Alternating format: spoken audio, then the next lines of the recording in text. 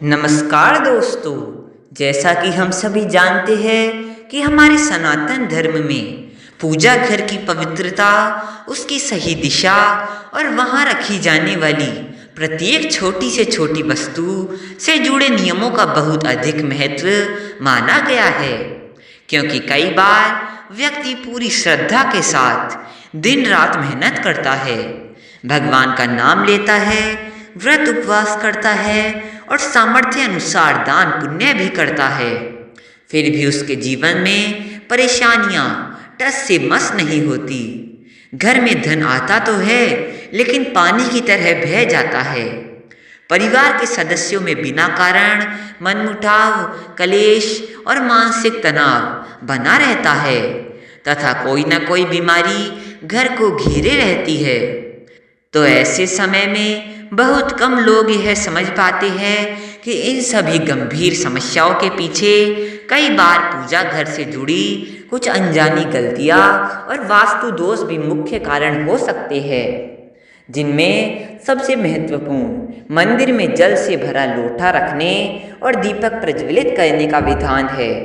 शास्त्रों और पुराणों के अनुसार पूजा के समय जल को शांति, पवित्रता और जीवन का प्रतीक माना गया है, जबकि अग्नि को ऊर्जा, प्रकाश और दिव्य शक्ति का प्रतीक माना जाता है।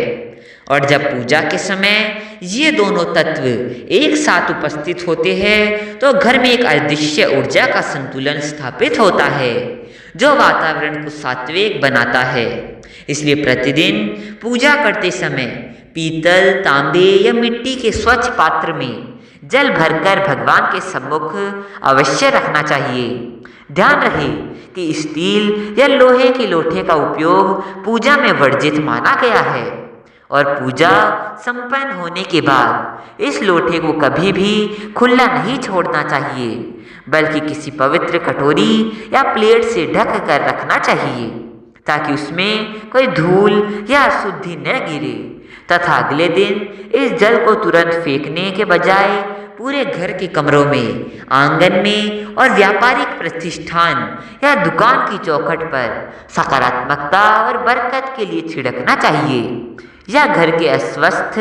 व्यक्ति को प्रसाद स्वरूप थोड़ी मात्रा में ग्रहण कराना चाहिए और शेष बचे हुए जल को तुलसी के पौधे को छोड़कर, क्योंकि एकादशी या विशेष दिनों में तुलसी को जल देना मना होता है, अन्य किसी भी पवित्र पेड़ पौधे की जड़ में अर्पित कर देना चाहिए। तथा प्रतिदिन मंदिर में नया और ताज़ा जल ही रखना चाहिए। इसी के साथ हमारे शास्त्रों में सुबह की शुरुआत और मुख्य द्वार की पवित्रता को लेकर भी बेहद चमत्कारी नियम बताए गए हैं, जिसके अंतर्गत प्रत्येक मनुष्य को सुबह उठते ही सबसे पहले अपनी दोनों हथेलियों के दर्शन करते हुए कराग्रे वस्ते लक्ष्मी मंत्र का जाप करना चाहिए। फिर धरती माता को स्पर्श कर प्रणाम करना चाहिए और उसके बाद अपनी रसोई घर में, जिसे माँ अन्नपूर्णा और लक्ष्मी का साक्षात स्थान माना जाता है, वहाँ रात को ही तांबे या पीतल के पात्र में भरे गए स्वच्छ जल को, जिसमें यदि संभव हो तो गंगाजल की कुछ बूंदें अवश्य मिला लेकर अपने घर के मुख्य द्वार पर जाना चाहिए और बिना स्नान किए तथा सुबह की झाड़ू लगाने से भी पहले शांत मन से माता लक्ष्मी और अपने पितरों का स्मरण करते हुए उस जल का श्रद्धापूर्वक छिड़काव करना चाहिए, क्योंकि सुबह के समय मुख्य द्वार पर जल छिड़कने से राहु, केतु और नकारात्मक शक्तियों का शमन होता है तथा घर की चौखट शुद्ध होकर साक्षात लक्ष्मी जी के स्वागत के लिए तैयार हो जाती है, जिसके बाद आप सामान्य रूप से झाड़ू लगा सकते हैं, घर को धो सकते हैं और अपनी दैनिक दिनचर्या आरंभ कर सकते हैं। और यह नियम फ्लैट, अपार्टमेंट या किराए के मकान के मुख्य प्रवेश द्वार पर भी समान रूप से लागू होता है।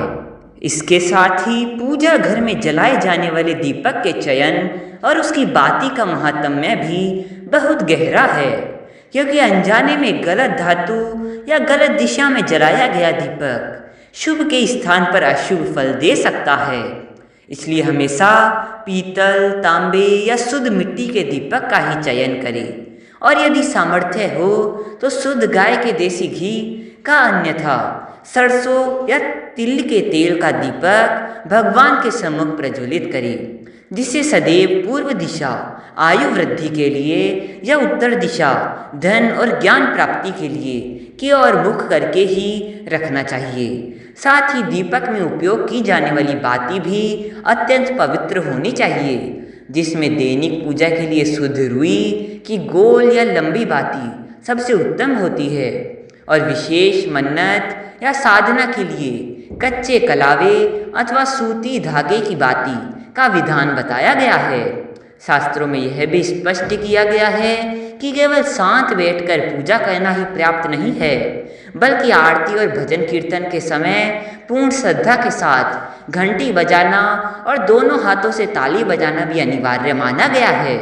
क्योंकि घंटी की दिव्य ध्वनि से निकलने वाली तरंगे आसपास के वातावरण के सभी कीटाणुओं, बैक्टीरिया और नकारात्मक ऊर्जा का समूल नाश कर देती है। और जब हम श्रद्धापूर्वक ताली बजाते हैं तो हमारे हाथों के एक्यूप्रेशर बिंदु जागृत होते हैं, जिससे न केवल शारीरिक स्वास्थ्य सुधरता है, बल्कि मन के समस्त पाप, विकार और सांसारिक चिंताएं दूर होकर चित्त पूरी तरह भगवान शिव और श्रीहरि विष्णु के चरणों में एकाग्र हो जाता है। इसलिए अपने पूजा घर को सदैव अत्यंत स्वच्छ, जालों से मुक्त और व्यवस्थित रखकर इन सभी नियमों का आदरपूर्वक पालन करें,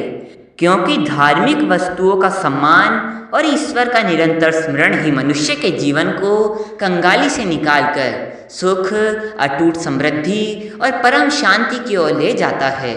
भगवान भोलेनाथ और माता पार्वती की असीम कृपा आप पर और आपके परिवार पर सदैव सानंद बनी रहे। धन्यवाद।